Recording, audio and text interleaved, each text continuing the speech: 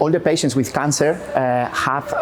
impairments that have to be checked in a geriatric consultation after a comprehensive geriatric assessment. We hematologists are used to check only for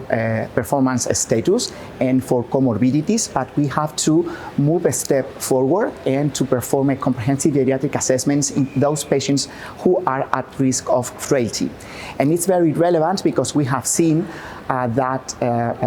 frail patients are going to have worse outcome in comparison with those fit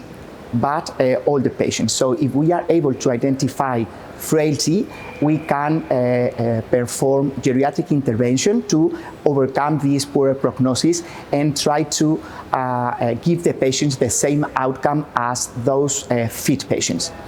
And with regards of CLL patients, there is one trial, the GLOW trial, that treated patients with frontline ibrutinib plus venetoclax in all the patients with comorbidities, and some older and unfit patients had a worse outcome with more deaths and more events in both progression-free and overall survival. So if we are able to identify which patients are fit enough to be treated with this fixed duration therapy in frontline, we are going to have the same outcome as in the subgroup of younger patients. So to conclude, comprehensive geriatric assessment is going to help us to identify which patients may benefit from the best treatment strategy, not to undertreat a patient just because of the age,